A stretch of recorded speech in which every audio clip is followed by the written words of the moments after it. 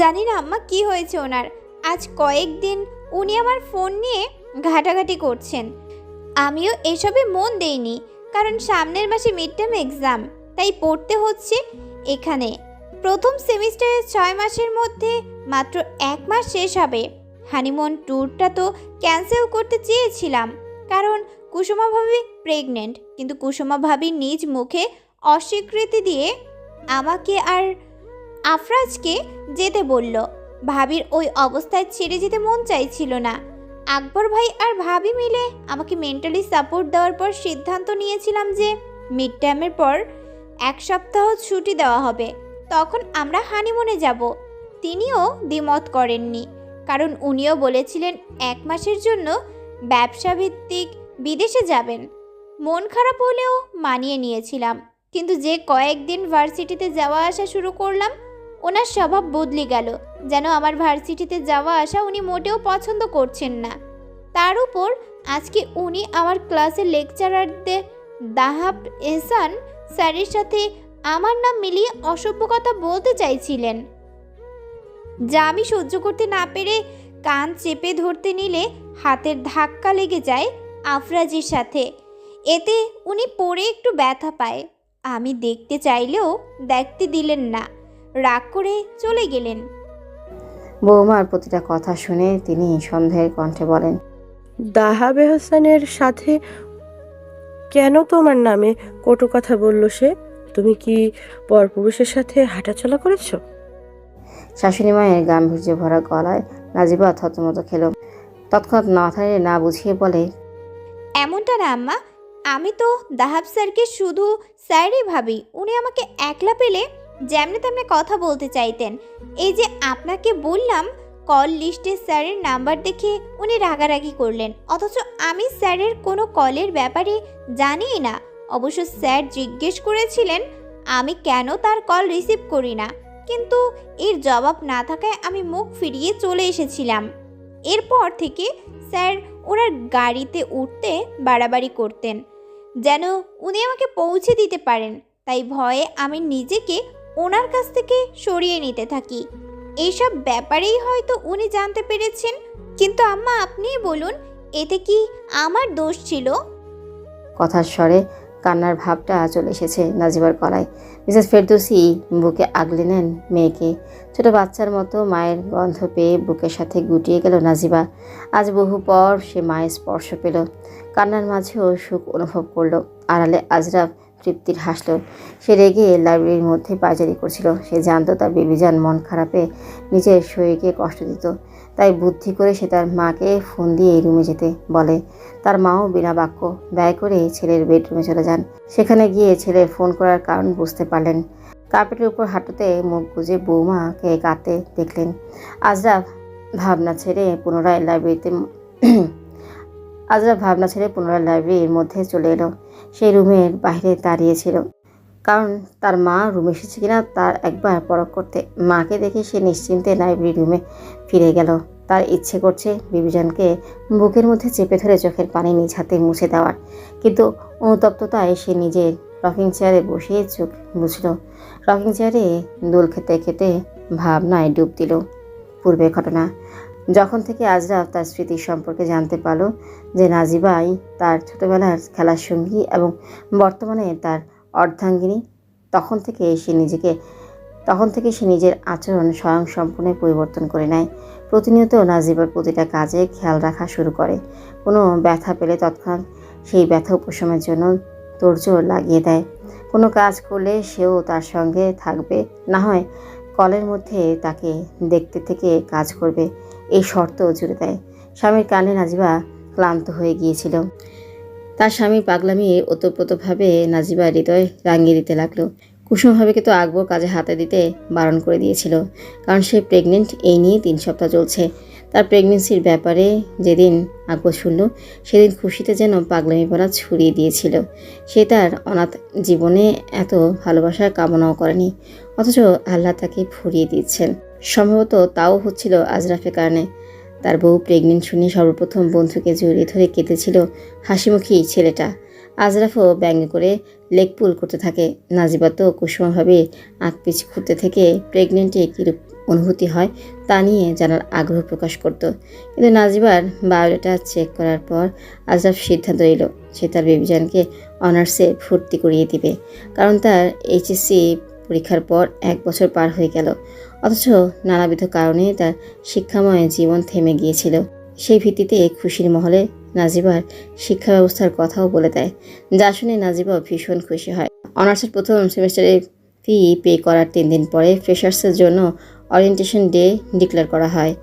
Azraf shirt coat pant পরে নিজেকে stylish looking দেয়। নাজিবার আগে ফুঁসে উঠে, মুখ ভেটকিয়ে বলে, এত সুন্দর হওয়ার দরকার নেই, আমার নামের সাথে মিসেস অ্যাড করা আছে। আপনি যে আমার জামাই সেটা সবাই জেনেই যাবে। আজরাফ বাঁকা হেসে বলে, ভুল বললে বিবিজান, তোমার নাম মিস নাজিবা মুশাররাত দেয়া, আর ম্যারিটাল স্টেটাসে আনম্যারিড দেয়া, যেন কেউ আমাদের সম্পর্কে না জানতে পারে সেই ব্যবস্থাই করে রেখেছি। এখন তো আমি মেয়েদের সঙ্গে ভাব দিতেই পারবো, রাইট? আজরাফের কথায় রাগে বালিশ তুলে ছুঁড়ে মারল নাজিবা। সেও কম কিসে ওয়াশরুমে গিয়ে ঢিলেঢালা কটন সিল্কি 3 পিস পরে নেয়, চোখে কাজল আইলাইনার টেনে, মুখে হালকা পাউডার মেখে নেয়, মাথায় সুন্দর করে হিজাব পরে পিন-আপ করে ড্রেসিং টেবিলের সামনে এসে দাঁড়ায়। আজরাফ থ হয়ে গেল। নাজিবার হাতের কবজিতে আতর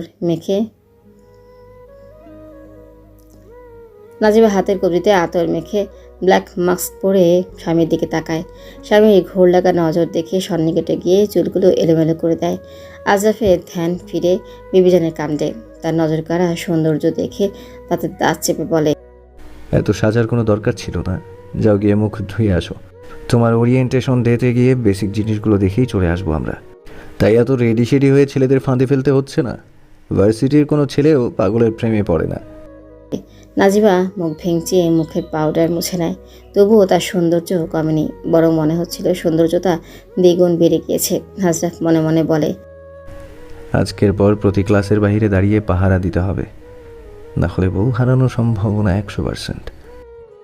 নিজের মতো করে কি বলছেন? হ্যাঁ, যা বলার জোরে বলুন।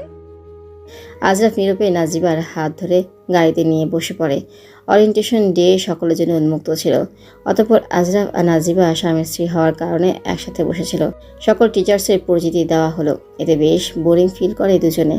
অতএব আড়ালে দুজনে মোবাইলের মধ্যেই লুডো খেলতে লাগে। হঠাৎ করেই হোস্টেলের ভাষণে এমন একটা নাম শুনল, যে নামের মালিককে আজরাফ এই ভার্সিটিতে আশা করেনি। Dahab Ehsan, the new lecturer of pharmacy department. Dahab Ehsan নামটা নাজিবাও চমকে সামনে তাকায়। আজরাফ আর চোখে বিষয়টা খেয়াল করে। দাহাব এহসানকে আপাতমস্তক চোখ বুলিয়ে নেওয়ার পরপর নাজিবার শান্তি শ্বাস ফেলল, কারণ স্টেজে উক্ত নামের মালিককে দেখতে আজরাফের বয়সী মনে হচ্ছে। একটু যেন তার মনে হয়েছিল তার অতীতে সৎ দাদা বুঝি বর্তমানে ফিরে এলো। বুকের কাঁপন স্বাভাবিক হয়ে যায়। আজরাফকে ইশারা করে আর খেলবে না বোঝায়। সেও দ্বিরুক্তি করল না। দাহাব এহসান লেকচারার হিসেবে তার বক্তব্য শেষ করে স্টেজ থেকে নেমে যায়। তাদের পেছনের সিট থেকে কয়েকজন ছেলে শীষ বাজিয়ে নাজিবার কাঁধে স্পর্শ করার স্পর্ধা করে। বিশ্রী হেসে নাজিবাকে উত্ত্যক্ত করতে লাগে। আবরাজ, ওর বদমাইশ, এত বড় কাণ্ড করে আরামে ঘুমিয়ে আছিস? হ্যাঁ, তুই ভার্সিটির ছেলেপেলেকে বাইরে বেঁধে রাখলি কেন? হ্যাঁ, ওই বেটা ঘুম থেকে ওঠ। বন্ধুর পকপক আশরাফের শ্রবণে যেতেই তার চোখ ছোড়া খুলে গেল। শান্ত দৃষ্টিতে আকবরের দিকে তাকিয়ে আড়ামোড়া ভেঙে বসল। শরীরটা টান টান করে এক পলক জানালার বাহিরে দৃষ্টি ফেলল। পরক্ষণে আকবরকে বলে, যা তোর ভাবিকে বল কফি বানিয়ে আনতে। বন্ধুর ভাবলেশহীন স্বভাবে আতঙ্কে মরমরা অবস্থা আকবরের। একেই এই দামড়া ছেলে রাজনীতিবিদের ছেলেপেলেরা কিডন্যাপ করলো, এখন শান্ত স্বরূপ প্রদর্শন করছে, যেন সে ভাজা মাছটাও উল্টে খেতে জানে না। আকবর বিরক্ত সূচক কণ্ঠে কাছের মেয়েকে ডাক দেয়। মেয়েটা এলে তাকে আজরাফের বলা কথা পুনরাবৃত্তি করে বলল। মেয়েটি মাথা নেড়ে নাজিবার কাছে চলে যায়। আকবর চোরা চোখে চৌপাশ থেকে দরজা লাগিয়ে বন্ধুর শিউরে গিয়ে বসে পড়ে। বন্ধুর অস্থিরতায় হাসি পেল আশরাফের, কেননা সে তো ভুল কিছু করেনি। অন্যায় হতে দেখলো, এর প্রতিবাদ করলো। কথায় আছে না, অন্যায় যে করে আর অন্যায় যে সহে দুজনের সমান দায়ী। তার বেবিজান অন্যায় সহ্য করে নেই বলে জুতো পিটা করেছিল। অতপর আড়ালে আফরাজও স্বামী কর্ম পালন করলো। অস্থির চিত্তে একের পর এক প্রশ্ন করে চলেছে আকবর, অথচ আশরাফের মাঝে কোনো ভাবাবেগ নেই। চোখ মুখে পানি ছিটিয়ে মাইন্ড ফ্রেশ করলো। তোয়ালে মুখ মুছে জানালার ধারে গিয়ে দাঁড়িয়ে পড়ে। এক গ্লাস পানি খেয়ে নেয় আকবর। দরজায় টোকা পড়ার শব্দে আশরাফ গিয়ে দরজা খুলল। নাজিবাকে নীরবে হাতে 2 কাপ কফি নিয়ে দাঁড়িয়ে থাকতে দেখল। ঢোক গিলল আশরাফ। এই মেয়ে যে কোনো পূর্ণ হৃদয়ের আঙিনায় জুড়ে বাস করছে। এখন যে তার নিশ্চুপতা আশরাফের বক্ষকে পোড়াচ্ছে, সেটা কি মেয়েটা বুঝতে পারছে না? গলা ছেড়ে বুক থেকে হুম শব্দ বের করলো আশরাফ। নাজিবা মনে মনে ভেংচি কাটে। সে পণ করে রেখেছে এই বজ্জাত হিটলারের সাথে সারা দিন কথা বলবে না। কফির ট্রে সম্মুখে ঠেলে দেয়, তবুও আশরাফ কি বলে? নাজিবা তাতে দাঁত চেপে গরম চোখে আকবরের দিকে তাকায়। বেচারা এমনিতেই অস্থিরতায় মরিমরি অবস্থা, তার উপরে ভাবির গরম চোখ দেখে তড়িঘড়ি এসে ট্রেটা হাতে নিয়ে ধন্যবাদ ভাবি, এবার যান বলেই আশরাফকে সরিয়ে দরজা লাগিয়ে দেয়। আশরাফ বোকা বনে গেল। আকবরের পিঠে ধরাম করে এক চাপড় মারে। বেচারা উহ উহ উহ করে চেঁচালো। আশরাফ মুখ ভেটকিয়ে বলে, তোকে এত দরদ দেখাইতে কে বলেছিল? বউ আমার আমার নটাঙ্কি করতে মন চাইলো তো অবশ্যই করব, তাই না? তোর কেন মাঝখানে এসে মিডল ফিঙ্গার দেখাতে হলো? আমি তো তোর কাজে কখনো দেখাইনি। আরে ব্যাস কর বাপ, ভাবির রাগের চেহারা দেখলি না? তুই যদি আরেকটু দেরি করতি তাহলে তোর চেহারার হাল বেহাল করে দিতেন ভাবি। সঠিক সময়ে যে তোকে বাঁচিয়েছে এর শুক্রিয়া আদায় কর বেটা। তোর ভাবি রাগ করলে নাকের ডগা ফুলিয়ে লাল করে ফেলে, দেখতে সেই ঝাক্কাস লাগে। বিয়েতে বেটা বউরও পাগল হয়ে আছে। নিম্ন স্বরে বিড়বিড়িয়ে বলল আকবর। আশরাফ কফির মগ নিয়ে জানালার ধারে গিয়ে চুমুক দেয়। আকবরও একইভাবে বন্ধুর কাছে গিয়ে দাঁড়ায়। আশরাফ কফির মগে চুমুক দিতে থেকে স্বেচ্ছায় বলে ওঠে, ছেলেগুলো সুস্থ আছে তো? সুস্থ? Like man seriously? হ্যাঁ, তোর মনে হয় তোর হাতের মায়ের খেয়ে সুস্থ থাকবে? কুদরতে কারিশমা বলে বেঁচে আছে সালারা, না হলে জানে মলে তোর জন্য কেয়ামত হয়ে যেত। এমনিতে ভয়ে আছি, তোর সঙ্গে সঙ্গে না আমিও ফেসে যাই। গ্রেট আইডিয়া, ফেসে যাবি। তুই যদি না ফাঁসিস তাহলে বন্ধু নামে কলঙ্কিত হয়ে যাবি, তাই বন্ধুর জন্য জান দেওয়াও সুন্নত, বুঝলি? সালা আমাকেই কবে মারতেছিস? Yes my dear bro, now listen to me carefully. ছেলেগুলো বেহুশ হয়ে আছে, গার্ডসকে বল ওদের জ্ঞান ফেরানোর ব্যবস্থা করতে। আমারও হাত নিষ্পিস করছে, সেদিনের মারা কম হয়ে গেছে, আজকে আরেকটু আচ্ছা মতো দিতে হবে, এরপর মেরামতের ব্যবস্থা করব। কফির মগে শেষ চুমুক দিয়ে মগটি ট্রের উপর রেখে বন্ধুকে বাহিরে আসতে ইশারা করে। সেও বাধ্যতামূলক কফি শেষ করে বেরিয়ে যায়। নাজিবা ড্রয়িং রুম থেকে বিষয়টা খেয়াল করে, কিন্তু ডাক দেয় না। হাতে তেল নিয়ে তার দাদি শাশুড়ির চুলে মেখে দিতে থাকে। সে দৃষ্টিতে না চাইলেও একজোড়া প্রেমিক পুরুষ ঠিকই তার দৃষ্টিদ্বয় নাজিবার মুখশ্রীর দিকে চেয়ে বেরিয়ে যায়। সেটা যে আফরোজ ছাড়া অন্য কেউ নয় তা বলাই বাহুল্য। দাদির চুলে বিলি কাটতে থেকে তেলগুলো আকপিচ ভালো মতো মেখে দেয়। এতে খাদিজা বেগমের মাথা ব্যথাও কম হয়ে যায়। মিসেস ফেরদৌসি সন্তুষ্টজনক দৃষ্টিতে শাশুড়ি আর তার বৌমার হাবভাব দেখছেন। জনাব ইসমাইল টুপি খুলে ভাঁজ করে রাখলেন। বউকে অন্যমনস্ক দেখে মৃদু ধাক্কা দেন। মিসেস ফেরদৌসি ভ্রুকুচকে স্বামীর দিকে তাকান, চোখের ইশারায় কি বোঝান। এতে জনাব ইসমাইল বলেন, তোমার কি মাথা ব্যথা করছে? বৌমাকে তেল লাগিয়ে দিতে বলবো? না গো, আমি শুধু তাকিয়ে আছি। মেহজাবিন সিরাত খুব কপাল করে এই মেয়েকে পেয়েছিল। আমারও না আমাদের বড় মেয়ের কথা খুব মনে পড়ে। মাত্র 7 বছর বয়সে জন্ডিস রোগের কারণে মারা যায়। তারপর আফরোজ এলো গর্ভে। মেয়ে হারানোর পর একমাত্র ছেলেকে পেয়ে কলেজের ভিতর লুকিয়ে রাখতাম, যেন কোনো ধরনের রোগী ছেলেকে ছুতে না পারে। আলহামদুলিল্লাহ পারেওনি। আল্লাহর অসীম রহমতে সবাই সুস্থ আছে, কিন্তু তবুও মেয়ে মার আফরিনকে ভোলা দায়। বৌমার চেহারার আদলে নিজের মেয়েকে খুঁজি।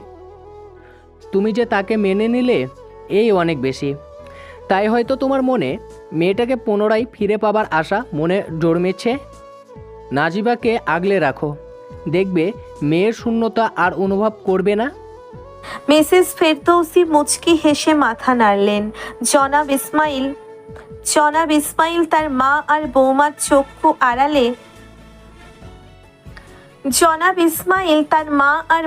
চক্ষু আড়ালে বউয়ের হাতে হাত রেখে চেপে ধরেন।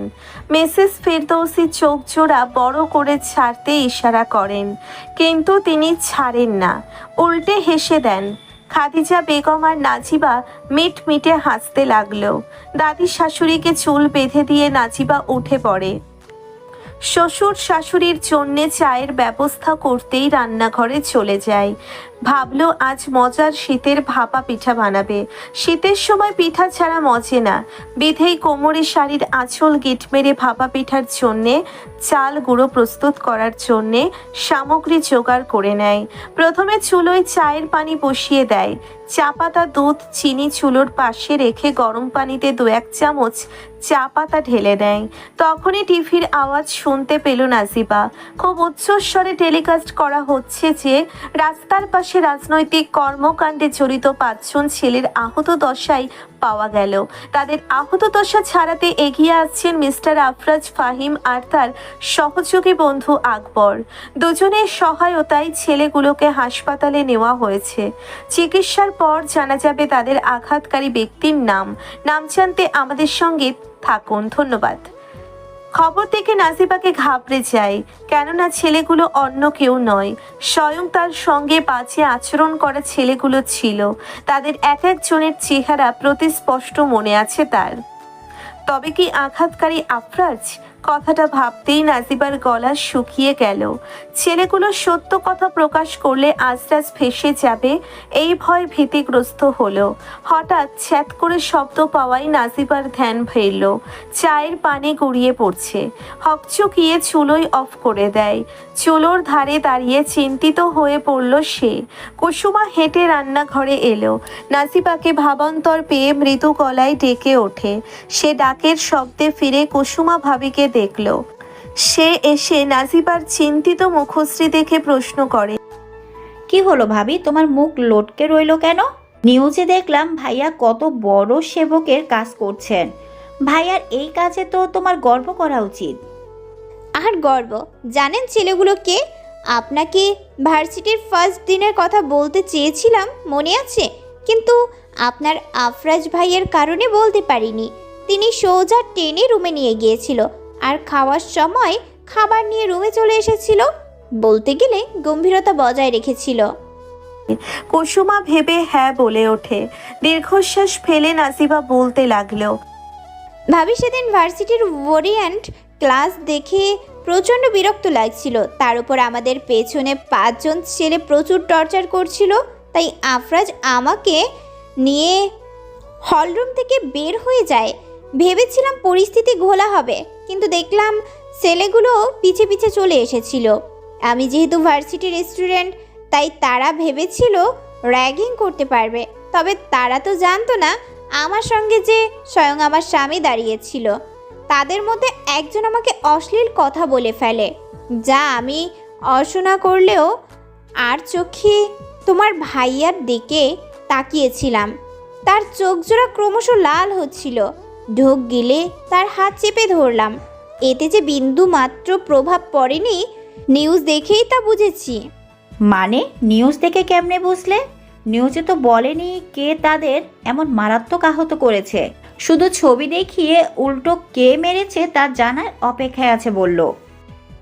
কারণ ভাবি ছবিতে একজনের হাত, পা, কপাল, মাথা, ঘাড় ফাটা আর ভাঙা, এগুলো উনি ছাড়া আর কেউ করবে না। ছেলেগুলো তাদের যে যে অঙ্গ দিয়ে আমাকে স্পর্শ করার জন্য অশ্লীল কথা বলেছিল, আফরাজও সেই অঙ্গগুলোকে মারাত্মকভাবে আহত করেছে। ভাগ্যিস নিহত করেনি, তাহলে পাপ হয়ে যেত। ওরা বলে দেবে যে এই কাজ ভাইয়ার। আফরাজ এরটা না বললেও আমারটা অবশ্যই বলে দেবে। কথাটা অন্য রকম শোনালো কুসুমার কানে। সে প্রশ্নাতীত দৃষ্টিতে চেয়ে বলে, তোমার কোনটা বলে দেবে? নাসিবা ফোকলা দাঁতের হাসি দিয়ে বলে, আমাকে টিজ করে অশ্লীল কথা কেন বলছিল এর শাস্তি দিয়েছি। জুতা খুলে নির্জন মাঠে ধুমধাম জুতোর বাড়ি মেরেছি। তারাও প্রতিঘাত করতে চেয়েছিল, কিন্তু কেন জানি করতে পারিনি। কি দেখে যেন তারা চুপটিম হয়ে মার খেয়ে গেল, পরে ক্ষমা চেয়ে পালিয়ে যায়। আমিও আর বিষয়টি ঘাটলাম না, তোমার ভাইয়ের সাথে চলে এলাম। তাতে কি দেখলাম না জমানো রাগ ঠিকই ফলিয়ে ছেড়েছে। আফরাজ এমনি সেই কিশোর কালেরও রাগ উঠলে জমতে দেওয়া তার পুরনো স্বভাব, সর্বরাগ অন্তিম মুহূর্তে ফলানো তার বদ অভ্যাস। দুজনে হেসে ফেলল। কুসুমা শেষের কথাগুলো না বুঝলেও নাসিবার হাসি মাখা চেহারা দেখে আর প্রশ্ন করেনি। কুসুমা তার জন্যে বাটিতে আচার নিয়ে বের হতে গেলে নাসিবা যেতে দেয় না। সার্ভেন্টকে দিয়ে চেয়ার আনিয়ে নেয়। চেয়ারে বসতে বলে শ্বশুর শাশুড়ি আর দাদি শাশুড়িকে চা বিস্কুট দিয়ে আসে। বুদ্ধি করে কথার ছলে চা বানিয়ে ফেলেছিল, তাই ভাপা পিঠের কাজ শুরু করতে এখন তার কোনো ধরনের ঝামেলা হলো না। আচার খেয়ে খেয়ে নাসিবার চাল গুঁড়ো করা দেখছিল কুসুমা। সে রান্নার তরকারি কাজ পারলেও পিঠা বানানোর কাজ পারে না। তবে অভিজ্ঞের ন্যায় নাসিবার পিঠা বানানো দেখে সে বিস্মিত হয়। দাহাব এহসান ঘরের আসবাবপত্রের বেহাল দশা বানিয়ে ফেলেছেন। তার ক্রোধ মাত্রাতিরিক্ত সীমানায় পৌঁছে গিয়েছে। নাসিবা তার ফোন কলের জবাব দেয় না। আশরাফও তার স্ত্রীর রক্ষার্থে গার্ডস লাগিয়ে রেখেছে। তিনি চেয়েছিলেন নাসিবাকে হানিমুন ট্যুরে হাতে নাতে ধরার, কিন্তু তাদের হানিমুন ট্যুর ক্যান্সেল হওয়ায় এ কাজ সম্ভব হলো না। বেঁচে গেল বলা চলে। রুমের মধ্যে ধূপধাপ পা চালিয়ে পায়চারি করছে সে। ভাবনা মতে কালকে তিনি ডিএনএ রিপোর্ট দেখে বুঝতে পারবেন আশরাফের ওয়াইফ নাসিবা কি মোবারক আলীর মেয়ে কিনা। কারণ খুব কৌশলে তিনি এক মেয়েকে ভাড়া করে আশরাফের বাসায় সার্ভেন্ট হিসেবে পাঠিয়েছিলেন। সেই মেয়েই নাসিবার চুলগুচ্ছ জোগাড় করে দাহাব এহসানের হাতে দেয়। তার অস্থিরতা কম ছিল না, এজন্য তিনি চুলগুলো টাকা খাইয়ে এক ডক্টরকে হাত করে চুলগুচ্ছ পরীক্ষা করতে পাঠিয়ে দেন। কালকে রিপোর্ট পেলে তবেই সে মুখোমুখি হবে নাসিবার। অন্য রুমে মিসেস হিয়ার পাশে আহত অবস্থায় তার স্বামী শুয়ে আছেন। তাদের দিকে ভয়ার্থ চেহারা নিয়ে দাঁড়িয়ে আছে তাবসাসুম। তার বাবার রক্তক্ষয়ী শরীর দেখে তার নিজের শরীর কাঁপছে। এর চেয়েও বড় ব্যাপার হলো সে তার চাচা দাহাব এহসানকে প্যাকেটজাত রক্ত অনায়াসে পান করতে দেখেছে। এই নিয়ে বার কয়েক তার মাকে প্রশ্ন করেছে সে, কিন্তু জবাব পেল না। কারণ তার মা নিজেই হিতাহিত জ্ঞানহীন দৃষ্টিতে তার বাবার মুখপানে চেয়ে আছে। মিসেস হিয়া তার স্বামীর আহত দেহে মৃদু স্পর্শ করে বলেন, কেন তুমি শত্রুতা তৈরি করছো বলো তো? এসবে না জড়িয়ে মেয়েকে নিয়ে দূরে চলে গেলেই তো পারো। দেখলে না বাবার সঙ্গে লড়াই করতে যাওয়ার ফলাফল? বাবার কাছ থেকে তুমি যে সম্পত্তি ছিনিয়ে নিতে চেয়েছিলে, সেই সম্পত্তির জন্য কত জনের প্রাণ অকালে হারিয়েছে তা মনে নেই? ভুলে গেলে মোবারক ভাইকে? কেমন নিদারুণ মৃত্যু দিয়েছিল তাদেরকে বাবা। চুপ করে চোখ বুজে রইলেন মিসেস হিয়ার স্বামী জনাব লিয়াকত। জীবনে বিনা উপার্জনে সব হাতের নাগাল পেয়েছিলেন তার শ্বশুর দাহাব এহসানের কারণে। কেননা তার অসৎ কাজে সঙ্গসযোগী ছিল তিনি নিজে। আর সেই শ্বশুর কিনা তাকে দেওয়ালের পেছন গুপ্ত রুমে বন্দি করে রেখেছিল। স্বার্থ হাসিলের লড়াইয়ে তিনিও যুক্ত আছেন। তাবসাসুম বাবা মায়ের আলাপচারিতা বুঝতে না পেরে বিরক্ত গলায় বলে, ড্যাড, তুমি 4 বছর ধরে কোথায় ছিলে? আমি হঠাৎ 1 মাস ধরে তোমাকে নীরবে পড়ে থাকতে দেখেছি। আজ তো সুস্থ বোধ করছো, এখন না হয় বলে ফেলো কি হয়েছিল তোমার সাথে। আর তোমার ভাই রক্তখাদক, সেটাও কি আগে থেকে জানতে? মেয়ের কথায় চরম ক্রোধ জেগে ওঠে জনাব লিয়াকতের মনে। তিনি হুঙ্কার দিয়ে বলেন, এই মেয়েকে চাচা লাগিয়ে রাখছিস? হ্যাঁ, কে তোর চাচা? ওই বুড়ো আমার ভাই লাগে কেমনে? হ্যাঁ, ওই বুড়োর বর্তমান বয়স কত জানিস? প্লাস্টিক সার্জারির সাহায্যে যৌবনের রূপ ধরলেই সে যুবক হয়ে যায় না, বুঝলি? ওই বুড়োর রুমে গিয়ে দেখ, সব বুঝতে পারবি। তাবসাসুম বাবার রূঢ় কথায় ক্রোধান্বিত হলেও দাহা বেহসানের ব্যাপারে আসল পরিচয় জানার উদ্রেক বেশি ছিল তার মনে। সময় নষ্ট না করে সে তার নামে মাত্র চাচার রুমের বাহিরে গিয়ে দাঁড়ায়। আড়ালে জানালার কাছে ঘেঁষে দাঁড়িয়ে যায়। পর্দা সরিয়ে পায়চারি করতে দেখতে পেল দাহাব এহসানকে। রুমের অবস্থা কাহিল করেছে সে দৃশ্য দেখে ফেলল তাবসাসুম। হঠাৎ দাহাব এহসানকে তার আসল রূপে দেখতে পেয়ে জোরে সুরে চিৎকার দিয়ে জ্ঞান হারিয়ে ফেলে সে। কি হলো তাবাসুম, তোমার প্রাক্তনকে ডেভিল রূপে দেখে চমকে গেলে? কি মনে করেছিলে আমার বিবিজানের সাথে পাঙ্গা নিয়ে আমারই পিঠ পিছে কলকাঠি নাড়বে আর এর খবর আমি পাবো না? মাই ডিয়ার স্টেপ শালিকা, ভাবলে কেমনে আমি শোধ না নিয়ে ছেড়ে দেব? একটা কথা মনে পড়ে গেল, নাজিবার সৎ ফুফাতো বোন, রাইট? যার নানা ছদ্মবেশ নিয়ে আমার বিবিজানের পিছে পড়ে আছে। তুমি তারই আপন নাতনি, যার রক্তের শুরুতেই গলদ, তার আবার কিসের আপনত্ব? তুমি তো বোন নামেই কলঙ্ক। কথার মাঝে আয়েশে চেয়ারে বসলো আজরাফ। তার পাশে আকবর মুখ ভ্যাটকালো তাবসাসুমকে। মেয়েটার শরীর মরমরে গিয়েছে, এতটা চর সে তার জীবনে খায়নি। আজরাফের লেডি গার্ড একের পর এক মেরে গিয়েছে। আজরাফ থামতে বলাই থেমেছে। লেডি গার্ডকে ইশারা করে বলে, আসামিকে এক গ্লাস পানি খেতে দাও, তারপর ইনভেস্টিগেশন শুরু করো। ইয়েস স্যার বলে লেডি গার্ড তাবসাসুমকে পানি খেতে দেয়। বেচারি এক চোটে পানির গ্লাস শেষ করে দেয়। নাকে মুখে পানি উঠে যাওয়ায় কাঁচতে লাগে। লেডি গার্ড পিঠ মালিশ করে শান্ত করলো তাবসাসুমকে। আজরাফ তীক্ষ্ণ দৃষ্টিতে চেয়ে বলে, সত্যি করে বলো, তোমার নানা কি কারণে ভার্সিটির লেকচারার পদে যোগ দিয়েছেন? তোমার বাবা মা যে এই কাজে জড়িত তা ভালোই জানা আছে আমার। বলে দাও, না হলে জীবন যাবে তোমার। তাবসাসুম আতঙ্কে ঢোক গিলছে, কেননা তার মুখ এদিকে না খুললে চর খাবে। ওইদিকে মুখ খোলার জন্যে সরাসরি খুন হতে হবে। তার ভাবান্তরে আজরাফ নির্লিপ্ত গলায় বলে, তুমি যদি আমাদের হেল্প করো তবে আমি তোমাকে আর তোমার মাকে ঝামেলা মুক্ত করে দেব। ঠোঁট চেপে আজরাফের মুখশ্রীর দিকে চেয়ে রইল তাবসাসুম। জানের ভয়ে সে নিশ্চুপ রইল। তপ্ত শ্বাস ফেলে উঠে পড়ে আজরাফ। বন্ধুর দিকে চেয়ে বলে, শালিকার মুখে স্কচ টেপ মেরে দে। তার মুখে স্কচ টেপ বড্ড মানানসই। শেষে রুমটা অন্ধকার করে চলে আয় সবাই। গার্ডস নিয়ে বেরিয়ে যায় আজরাফ। আকবর তার কথা মতো কাজ করে গাড়িতে গিয়ে বসে। দুজন একে অপরের দিকে চেয়ে বাঁকা হেসে একসাথে ক্লাব করলো। আকবর ফোন বের করে বলে, জানিস আজকে ডেঞ্জারাস পাত মারলাম। ওই শাকসুনির লিফটে বেহোশ করার জন্য যে ট্রিকটি ইউজ করলাম না, মার ডালার রে দোস্ত। বাই দ্য ওয়ে, আমার পাদের ক্রিয়াকলাপ সিসিটিভির মধ্যে ক্যাপচার হয়েছে, সেগুলো তো ক্রপ করে ফেলতে হবে, রাইট? তোর কি মনে হয় ইজ্জতের ফালুদা করার জন্য সেই ফুটেজ রেখে দেবে এই আজরাফ ফাহিম? আমি কোনো কাঁচা কাজ করি না, করার আগেই সব রেডি করে রাখি। মানে? শোন তাহলে, তোকে আজ লাঞ্চে 2 প্লেট ভাত খাওয়ার সুযোগ কেন দিয়েছিলাম জানিস?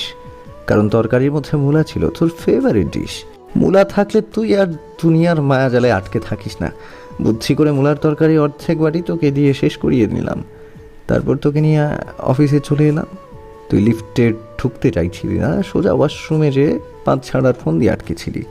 কিন্তু মনে মনে আমি ফোন দিয়ে আটি যে তোর মূলার পাদের গন্ধে তাবাসসুমকে অজ্ঞান করাবো, উইদাউট এনি ক্লোরোফর্ম। একেই তো অনেক বাঁশ পাত দিস, তার উপর এতটা কুলুমুলু লাড্ডু একখান ছেলে। ভাগ্য দেখ আমাদের সঙ্গ দিল। তাবাসসুম ব্যতীত অন্য কেউই লিফটের ভেতর আসেনি, কিন্তু মেয়ের সেখানেও ছ্যাঁচড়ামি শুরু। হাত দিয়ে স্পর্শ করার চেষ্টা করছিল। যতবার ইগনোর করার চেষ্টা করছিলাম ততবার সে আমার পিঠে হাত লাগানোর দুঃসাহসিকতা দেখাচ্ছিল। আমিও কম কিসে, মুখের মধ্যে মাস্ক পরে নিলাম। তোর এসবে খেয়াল নেই, তোর মন ওয়াশরুম করছিল। না পারতে তুই তাবাসসুমের উন্মুক্ত নাক ঢেকে দেওয়ার প্রচেষ্টায় মাস্ক এগিয়ে দিলি। কিন্তু ন্যাকা রানী তো কারো কাছে থেকে টাকা ছাড়া অন্য কোনো জিনিস নেয় না। নচেত তুই ভালো মানব দেখে মাস্ক দিতে চেয়েছিলি, সে নেয়নি, তার দোষ। তুইও মাস্ক পরে আর নিজেকে নিয়ন্ত্রণ করিসনি, শুরু করে দিলি লিফটের ভেতরেই, পাদের হাওয়ায় ভরিয়ে দিলি লিফট। বেচারি বুঝতে পারিনি তোর মাস্ক দেওয়ার কদর। তড়িৎ গতিতে লিফটের পাঁচ ঘেঁষে পাদের গন্ধে শ্বাস হারিয়ে নেতিয়ে পড়ে সে। তারপর তোকে রাখালের গরু বানিয়ে তাবাসসুমকে কিডন্যাপ করালাম, তুই তাকে নিয়ে গেলি, আর আমি সেই ফাঁকে ফুটেজের টানাটান করে দিলাম। গ্রেট ব্রাদার, আজ নিজের পাদের উপর গর্ব হচ্ছে। কি বাস পাদটাই না দিলাম, একেবারে মেয়ের সেন্স হারিয়ে গেল। হ্যাঁ,